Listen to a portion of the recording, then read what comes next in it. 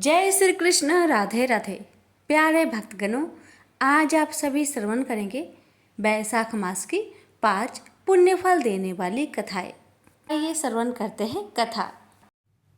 कीरे नगरे की कहानी। एक गांव में एक बुढ़िया माई रहती थी। उसके 2 बेटे तथा बहू भी थी। बुढ़िया माई भगवान श्री हरि विष्णु की परम भक्त भी थी।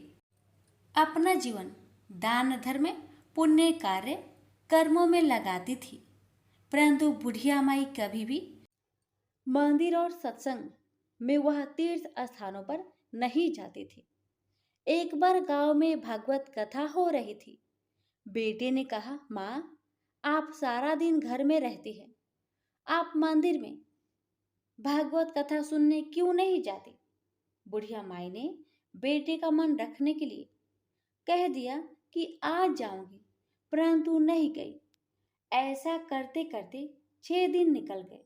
बुढ़िया माई के बेटे ने कहा, माँ, आज अंतिम दिन है, आज कथा सुनने आपको जाना ही पड़ेगा।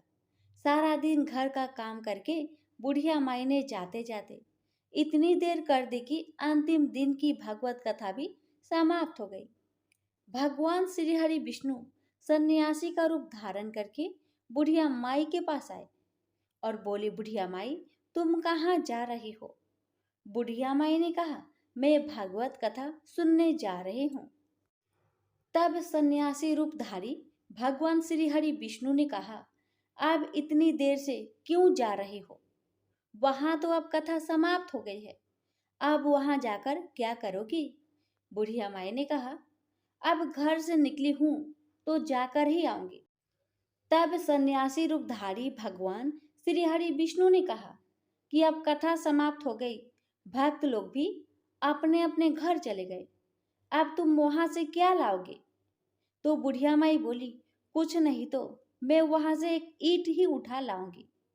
तो सन्यासी रूपधारी भगवान श्री हरि विष्णु बोले, तुम वहां से मिट्टी की ईंट लाओगे, उसके बदले में मैं तुम्हें एक सोने की ईंट देता हूँ। बुढ़िया माई ने ईंट ले ली और घर की तरफ चल पड़ी और विचार करने लगी कि यदि यह ईंट मैं घर लेकर जाऊंगी तो बेटे बहू झगड़ने लगेंगे, इसलिए घर के आंगन में बाहर ही बुढ़िया माई ने वह ईंट जमीन में गाड़ दी। परंतु अब बुढ़िया माई का ध्यान उस ईंट पर ही रहने लगा, खाने पीने घर के काम में। सदैव बुढ़िया माई अपना ध्यान सोने की ईंट पर लगाए रखती। बेटे बहू ने पूछा, माँ, पूरे दिन घर के आंगन में क्या करती रहती हो? तो बुढ़िया माई ने कहा, मैं आने जाने वालों को देखती रहती हूँ। एक दिन बुढ़िया माई मर गई। यमराज के दूत बुढ़िया माई को लेने आए। बुढ़िया माई को लेकर धर्मराज जी के पास पहुंचे और धर्मराज को सारी बात बतलाई। धर्मराज जी ने बुढ़िया माई को कुतिया की योनि दे दी और कुतिया उसी पेड़ के नीचे बैठी रहती। बुढ़िया माई को बहू ने कहा, इस कुतिया को यहाँ से भगाओ, नहीं तो यह बच्चों को काट जाएगी। तो उसके बेटे ने उसकी पीठ पर एक लकड़ी मारी और बुढ़िया मर गई और उसको सर्प की योनि मिली। आंगन में सर्प को देखकर बेटे बहू ने किसी को काट नहीं जाए इसी डर से मार दिया। फिर बुढ़िया माई मरकर धर्मराज जी के पास पहुंची। बुढ़िया माई कीरी का रूप धारण करके उस आंगन में कीरी नगरा बना लिया। आंगन में कीरी नगरा हो गया। घर वाले बहुत परेशान हुए। घर वाले भोजन भी नहीं बना रहे थे और मन ही मन होने का स्मरण करने लगे। तब भगवान श्री हरि विष्णु सन्यासी का रूप धारण करके आए और बोले कि कुछ खाने को दे दो। तो घर वालों ने कहा, महाराज, हमारे खाने को भी कुछ नहीं बनाया, क्योंकि हमारे घर में कीरी नगरी हो गया है, आप ही इसका कुछ उपाय बतलाए। तब महाराज जी ने आंगन में खोदा और सोने की 28 निकाली और दोनों बेटे को दे दी और कहा, तुम तुम्हारी माँ के नाम से दान पुण्य करना, धर्मशाला बनवाना, स्कूल बनवाना, प्याऊ लगवाना, गौशाला में गाय के चारे खाने की व्यवस्था करना। परंतु दोनों बेटे आपस में झगड़ने लगे कि तू दान कर तो तू दान कर। किसी ने भी बुढ़िया माई के नाम से कोई दान नहीं किया और कीरी नगरा वहां उसी स्वरूप में स्थापित रहा। कुछ दिन बाद सन्यासी वापस आया और बुढ़िया माई के बेटे ने भगवान स्वरूप धारी सन्यासी महाराज से कहा कि हमारी घर का हालत वैसी की वैसी है, कीरा नगरा तो वैसा का वैसा ही है। तब साधु रूपधारी सन्यासी महाराज ने कहा, वह सोने के ईंट के टुकड़े लाओ और उन्हें बेचकर उनसे जो भी धन मिले उसे तुम्हारी माँ के नाम से दान पुण्य करो। इस कीरी नगरा पर शक्कर और आटा डालो। तुम ऐसा करोगे तो तुम्हारी माँ को मोक्ष प्राप्ति होगी। और उनके घर से कीरी नगरा चला गया। तो व्यक्ति प्रतिदिन सुबह प्रातः आटा और शक्कर कीरे नगरी पर डालता है। वह सदैव धनवान पुत्र मान संपन्न सुख शांति से जीवन यापन करता है। उसके घर में कभी कोई कष्ट नहीं आता है। उसका जीवन सदा सर्वदा आनंद से व्यतीत होता है। उसके परिवारजन उससे अत्यधिक स्नेह प्रदान करते हैं। कीरी नगरा प्रतिदिन सींचने से, कीरी नगरी की कहानी सुनने से, दान पुण्य व धर्म कार्यों में रुचि लगाने से जीवन उत्तम हो जाता है। जय बोलो विष्णु भगवान की जय। एक समय की बात है। काशी निवासी धनंजय की पत्नी का नाम सुलक्षणा था। उसे अन्य सब सुख प्राप्त थे, केवल निर्धनता ही उसके दुख का एकमात्र कारण थी। यह दुख उसे हर समय सताता रहता था। एक दिन सुलक्षणा पति से बोली, स्वामी आप कुछ उद्यम करो तो काम चले। इस प्रकार कब तक काम चलेगा?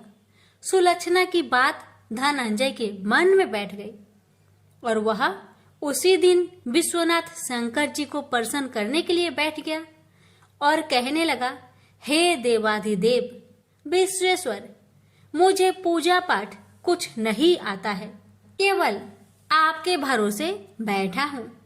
इतनी विनती करके वह 2-3 दिन भूखा प्यासा बैठा रहा।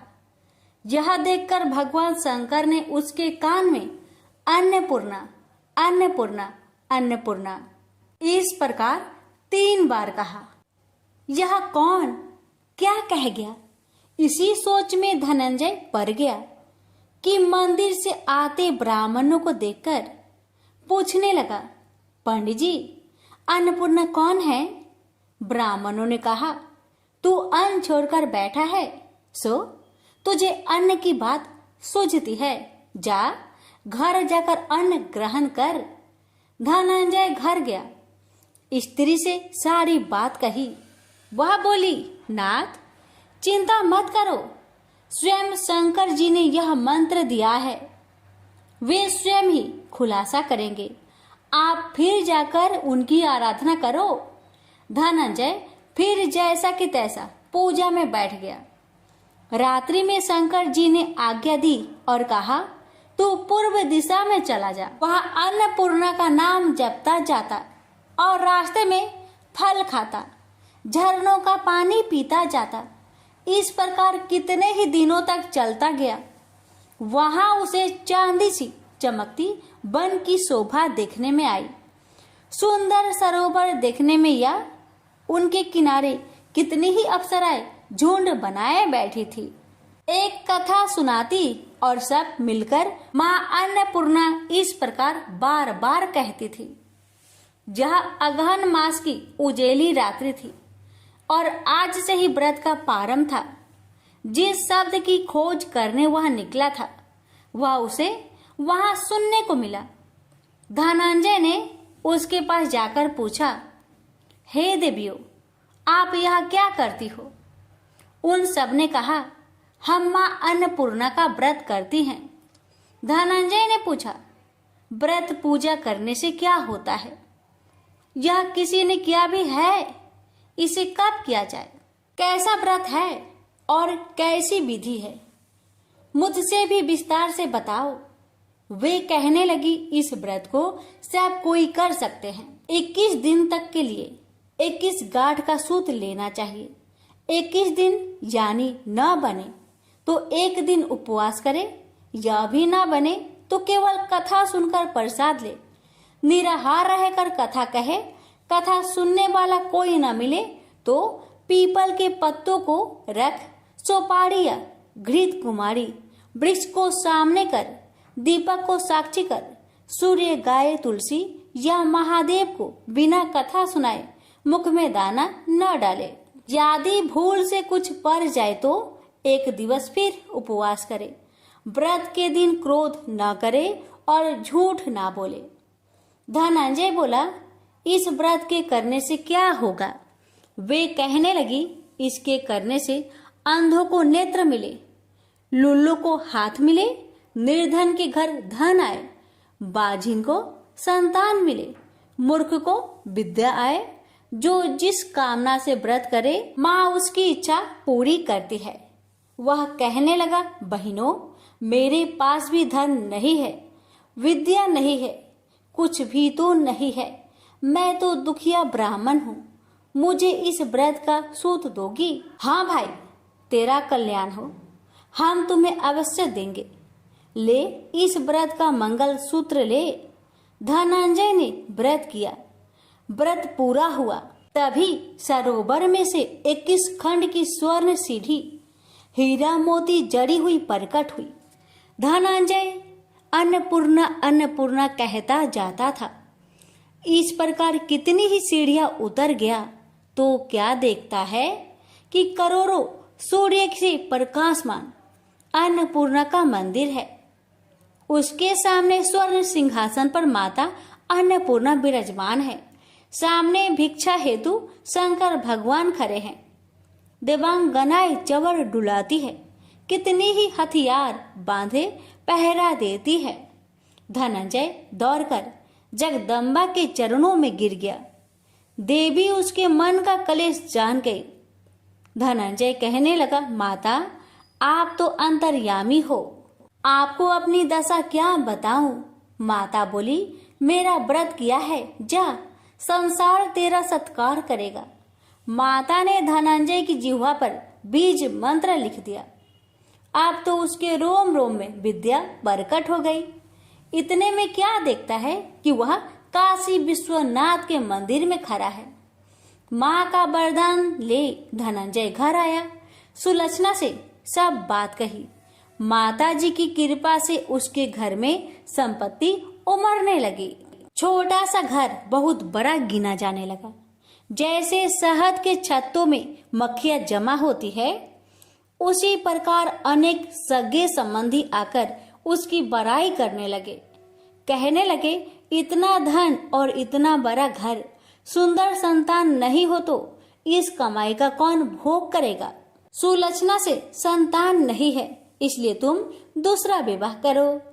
अनिच्छा होते हुए भी धनंजय को दूसरा विवाह करना पड़ा और सुलक्षणा को सौत का दुख उठाना पड़ा। इस प्रकार दिन बीतते गए और अगहन मास आया। नए बंधन से बंधे पति से सुलक्षणा ने कहलाया कि हम व्रत के प्रभाव से सुखी हुए हैं, इस कारण यह व्रत छोड़ना नहीं चाहिए। यह माता जी का प्रताप है जो हम इतने संपन्न और सुखी हैं। सुलक्षणा की बात सुन धनंजय उसके यहाँ आया और व्रत में बैठ गया। नई बहू को इस व्रत की खबर नहीं थी। वह धनंजय की आने की राह देख रही थी।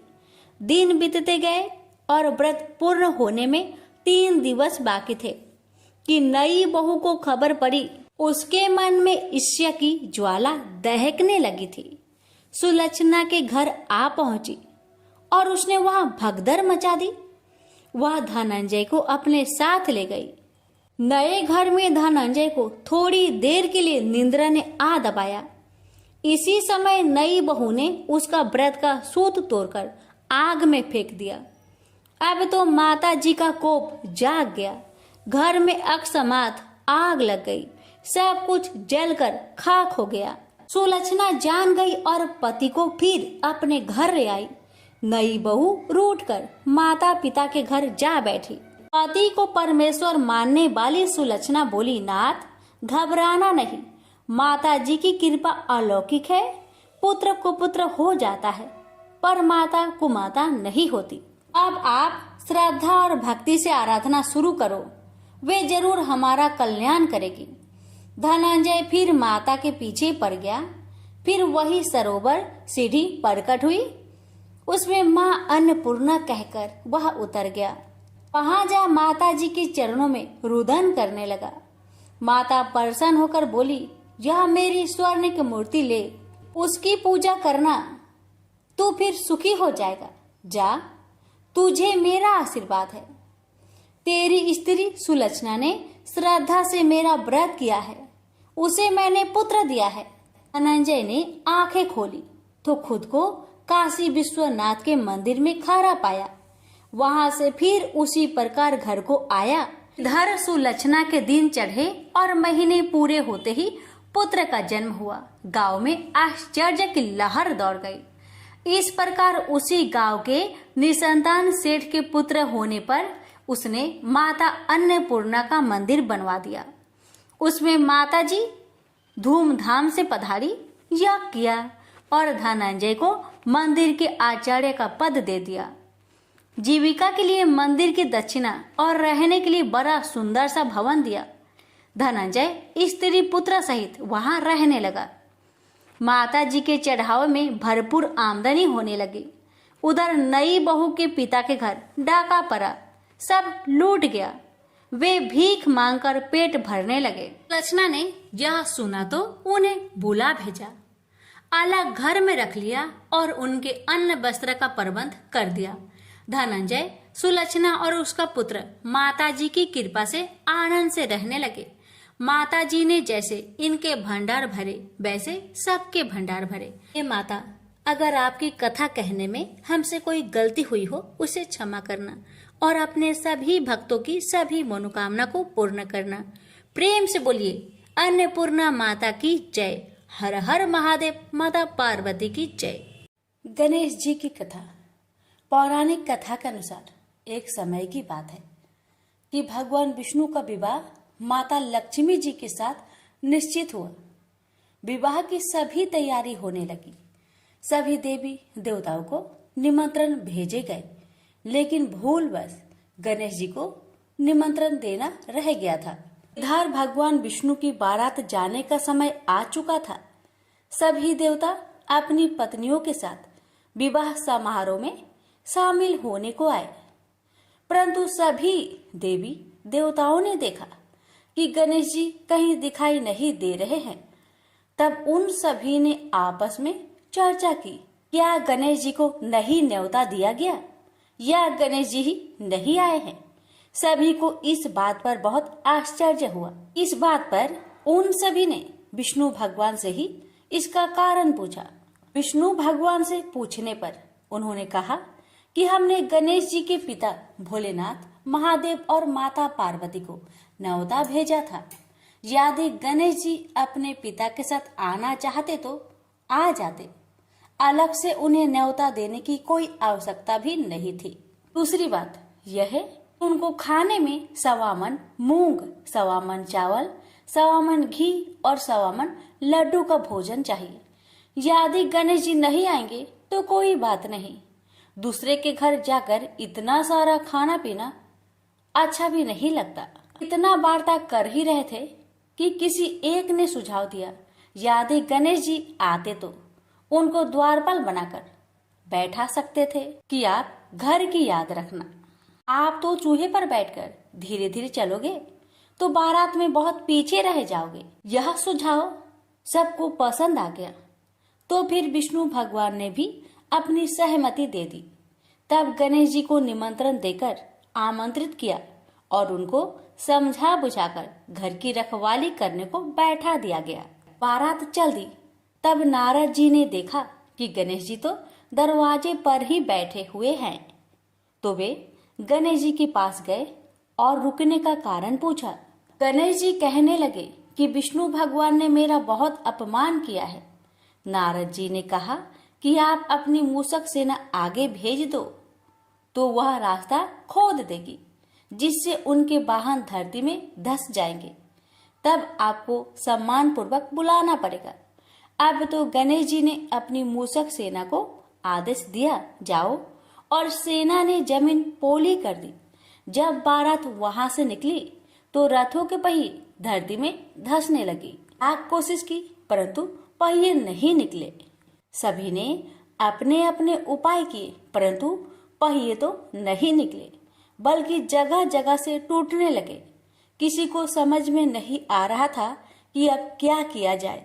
तब तो नारद जी ने आकर कहा, आप लोगों ने गणेश जी का अपमान किया, जिस कारण यह विघ्न आ रहे हैं। यदि उन्हें मनाकर लाया जाए तो आपका कार्य सिद्ध हो सकता है और यह संकट टल सकता है।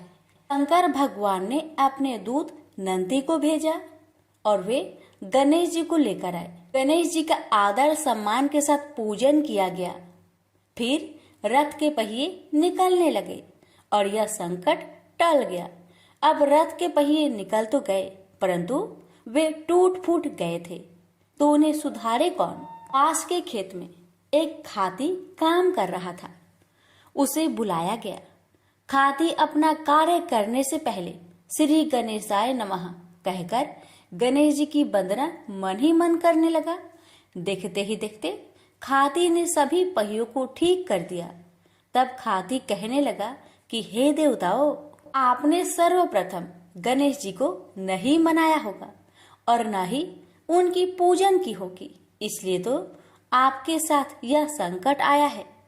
मैं तो मूर्ख अज्ञानी हूँ, फिर भी पहले गणेश जी को पूजते हैं, उनका ध्यान करते हैं। आप लोग तो देवगण हैं, फिर भी आप गणेश जी को कैसे भूल गए। अब आप लोग भगवान श्री गणेश जी की जय बोलकर जाए तो आपके सब काम बन जाएंगे और कोई संकट भी नहीं आएगा। ऐसा कहते हुए बारात वहां से चल दी और विष्णु भगवान का लक्ष्मी जी के साथ विवाह संपन्न करा के सभी सकुशल घर लौट आए। हे गणेश जी महाराज, आपने विष्णु को जैसा कारज सरियो, ऐसा कारज सबको सिद्ध करिजो। बोलिए गजानन भगवान की जय। पथवारी माता की कहानी। एक बार पथवारी माता पाल और विनायक जी में झगड़ा हो गया। सब आपस में स्वयं को बड़ा बताने लगे। इतने में एक ब्राह्मण का लड़का आया। पाल, पथवारी, गजानन जी ने उसे रोका और कहा, लड़के रुक जा और हमारा न्याय कर।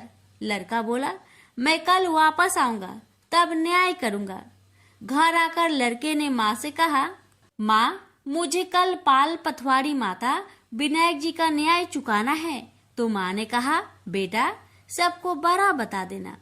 दूसरे दिन लड़का वहां गया और बोला, पाल माता, आप बड़ी हो, क्योंकि हर व्यक्ति आता है और स्नान ध्यान करके शुद्ध होकर जाता है और आप सबकी रक्षा करती हैं।